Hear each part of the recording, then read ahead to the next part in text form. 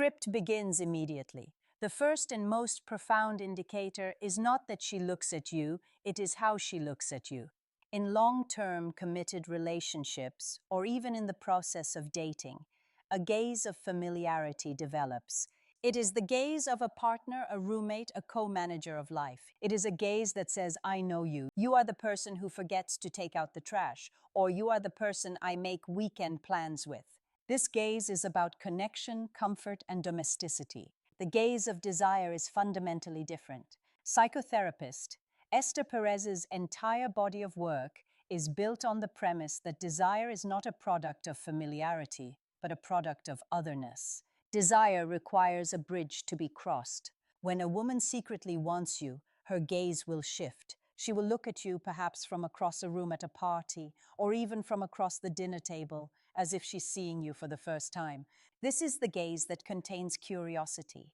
It's a look that holds for a fraction of a second too long. It is an appreciation of you as a separate, sovereign individual. She's not seeing you as her partner. She's seeing you as a man, an entity separate from her, with his own world, his own thoughts, his own power. In that moment, she's rediscovering you.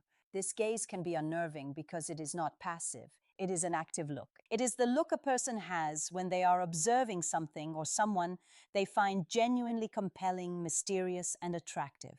It contains a spark of what PLL calls aliveness. She's seeing you not as the person she has domesticated, but as the person who remains in some small way untamed. This otherness is the oxygen of eroticism. The look is a signal that she is seeing and desiring the part of you that does not belong entirely to her. This is not a simple flirtatious glance. It is a look of psychological recognition. It says, I see the person you are independent of me, and that person is who I want. It is an acknowledgement of the tension between security and adventure. The familiar gaze provides security. This other gaze signals a desire for adventure. The second significant sign is a conscious break from routine manifested as play.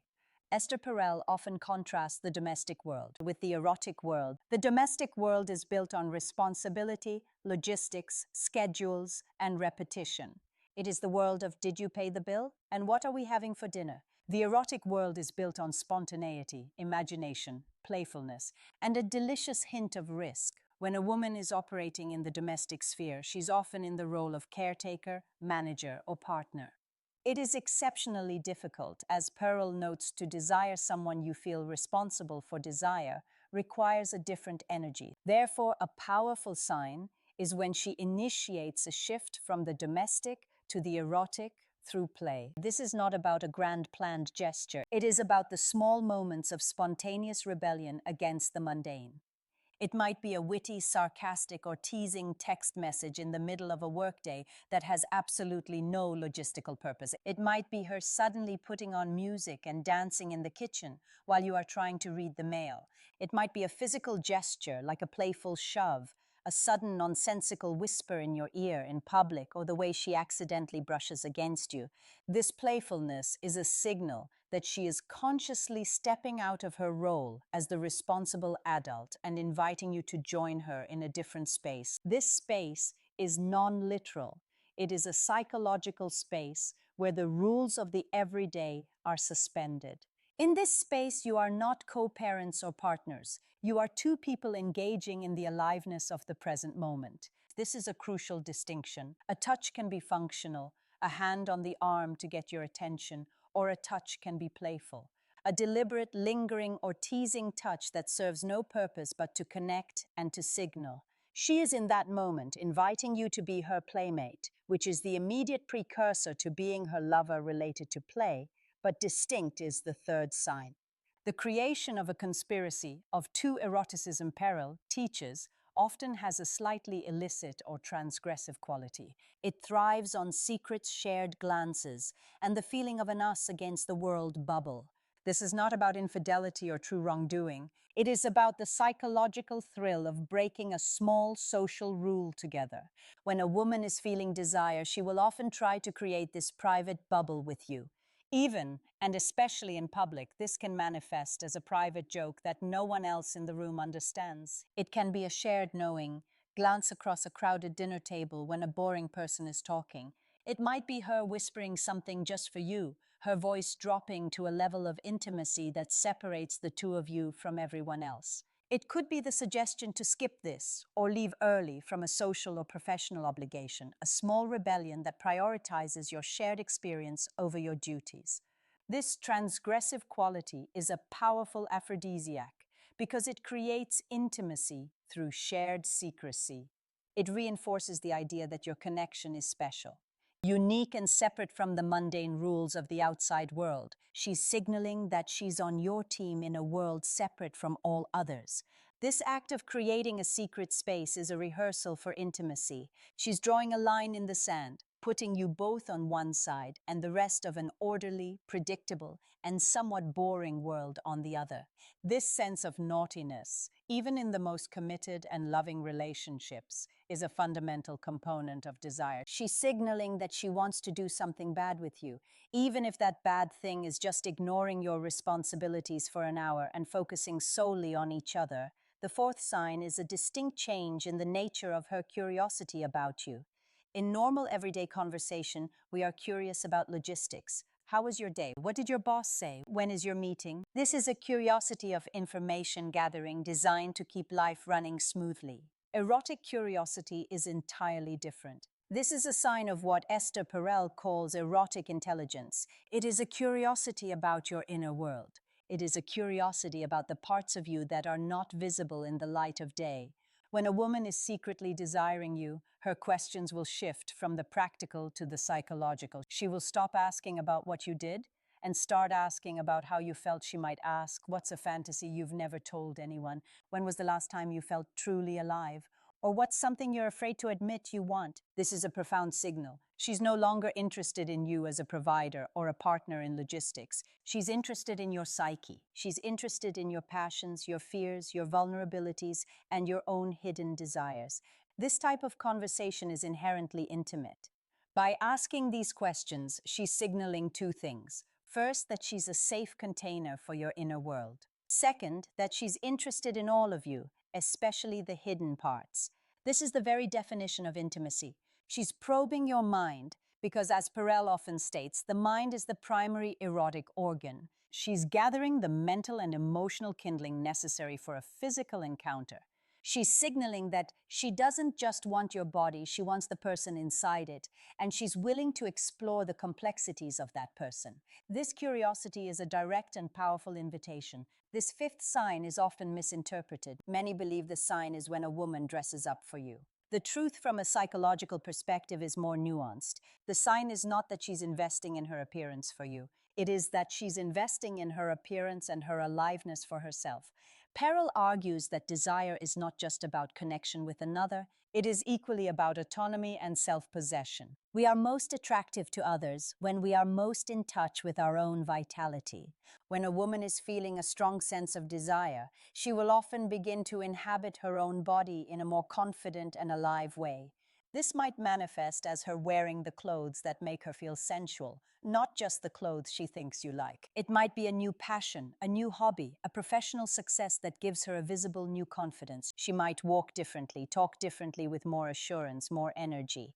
This is a signal because she's feeling desirable in her own skin and she wants that desirability to be witnessed. The act of feeling good about herself or feeling in her power is a profound source of erotic energy. She's not being passive. She's not waiting for you to make her feel sexy. She is generating that feeling from within, and this radiance is an invitation. The true signal is not, I wore this for you, but I am in touch with my own sensual power, and I am choosing to be near you. While I feel this way, she's offering you the chance to be in the presence of her aliveness. It's a powerful nonverbal signal that she's connected to her own erotic self, and she's open to sharing that energy with you. In many relationships, particularly long-term ones, partners fall into roles. One of the most common and most damaging to desire is the caretaker and cared for dynamic. Esther Perel explains that it is nearly impossible to feel erotic desire for someone you are mothering or managing, or for someone who is mothering or managing you, Eroticism requires equals. A critical hidden sign of her desire is the conscious and deliberate refusal to play the caretaker role.